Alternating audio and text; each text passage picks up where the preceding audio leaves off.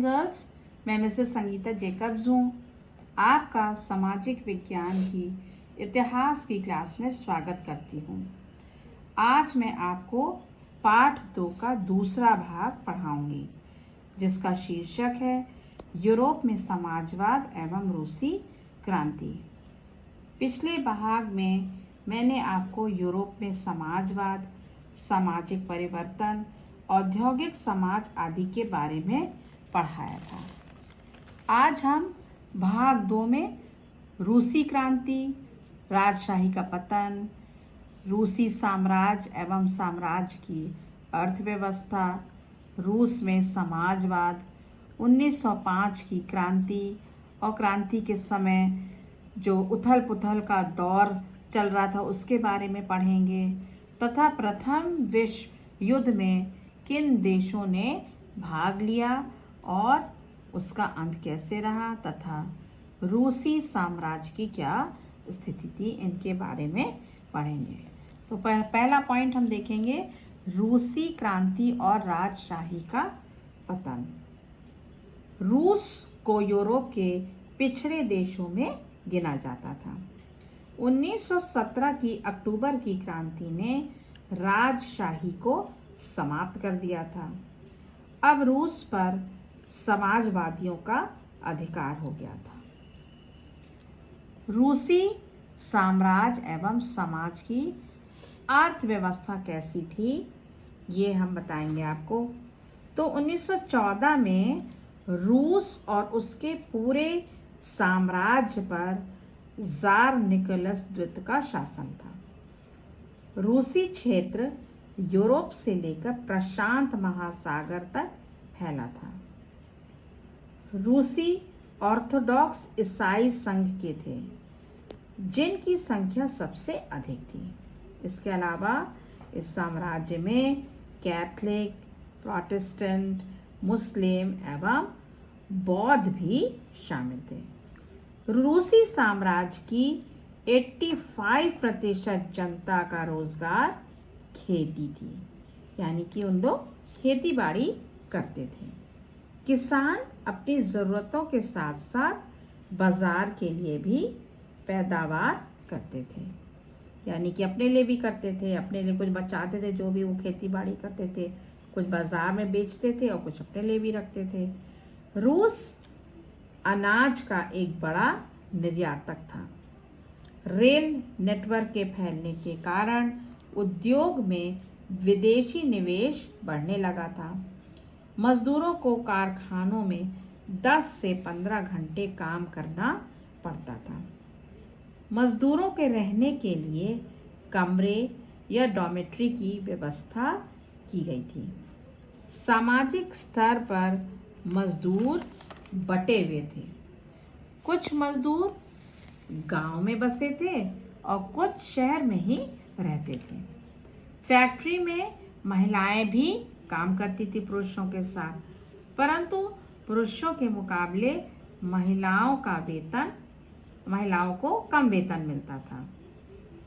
पुरुषों को अगर पूरा वेतन मिलता था तो महिलाओं को उनका करीब आधा या 3/4 भाग मिलता था। कहीं कहीं मजदूरों ने संगठन बना लिए थे, अपना मजदूरों का संगठन बना लिया था। जब किसी मजदूर को मालिक नौकरी से हटा देता था तो ये मजदूर संगठन के तहत एकजुट होकर हड़ताल करते थे और उसके विरोध में उन लोग अपनी लड़ाई को लड़ते थे। फिर हम देखेंगे कि रूस में समाजवाद क्या है।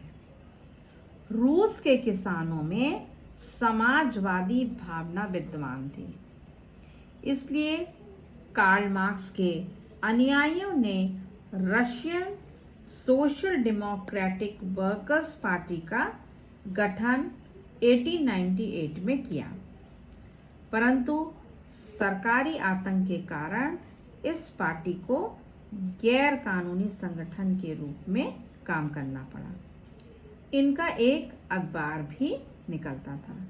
सन 1900 में इन लोगों ने सोशलिस्ट रेवोल्यूशनरी पार्टी का गठन किया।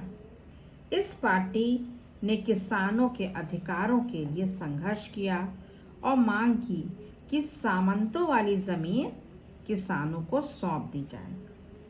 संगठन के स्तर पर पार्टी के दो खेमे थे, एक बोल्शेविक और एक मेंशेविक।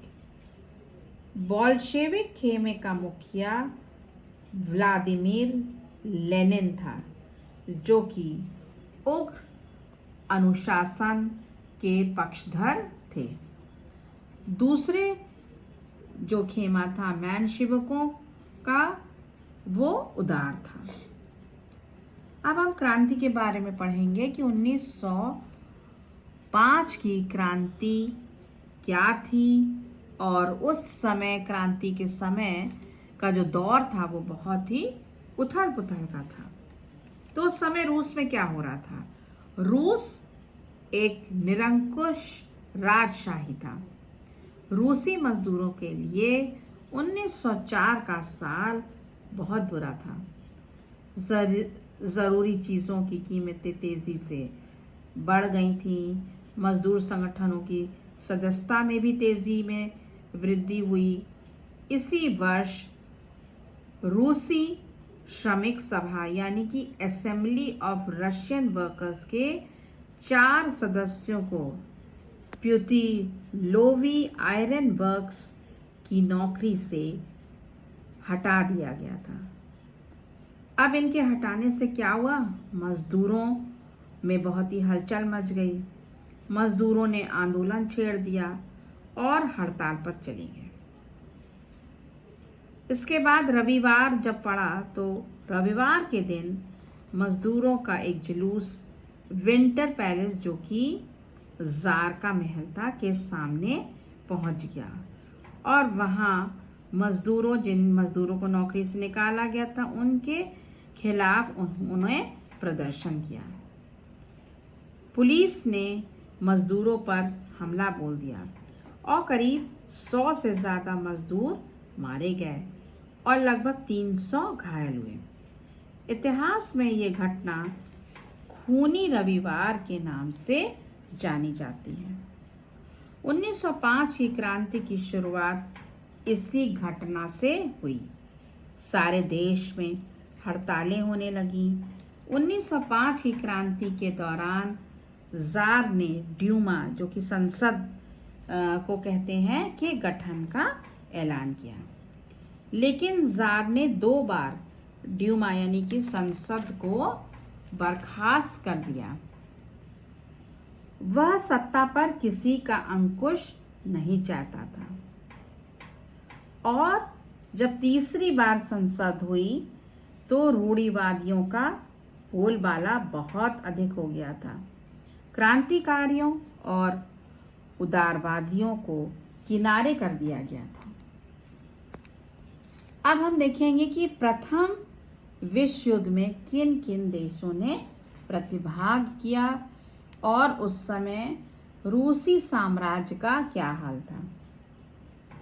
तो 1914 में 2 यूरोपीय गठबंधनों के बीच युद्ध छिड़ गया था।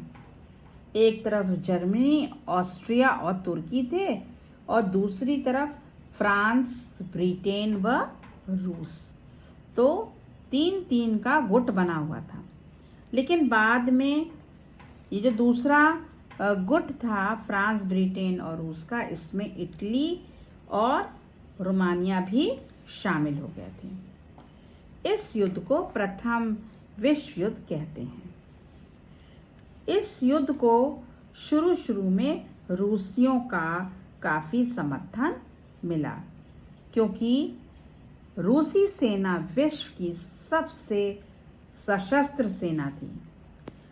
जनता ने जार का साथ दिया, लेकिन जैसे जैसे युद्ध लंबा खिंचता चला गया, जार ने ड्यूमा यानी कि संसद में मौजूद मुख्य पार्टियों से सलाह लेना छोड़ दिया, जिससे जार के प्रति जन समर्थन कम होने लगा। जर्मनी की विरोधी भावनाएं दिनों दिन बलवती होने लगी। जिसके कारण सेंट पीटर्सबर्ग का नाम बदलकर पेट्रोग्राद रख दिया, क्योंकि सेंट पीटर्सबर्ग जर्मन नाम था। ज़ारिना, जो कि जार की पत्नी तथा महारानी थी, जिसका नाम अलेक्जेंड्रा था, वो जर्मन मूल की थी। उसके बेकार सलाहकारों और जर्मन मूल का होना आदि ने राजशाही को अलोकप्रिय बना दिया था। 1914 से 1916 के बीच जर्मनी और ऑस्ट्रिया में रूसी सेनाओं को भारी पराजय झेलनी पड़ी। 1917 तक 70 लाख लोग मारे जा चुके थे। पीछे हटती रूसी सेनाओं ने रास्ते में पड़ने वाली फसलों और इमारतों को भी नष्ट कर डाला, ताकि दुश्मन की सेना वहां टिक ही ना सके।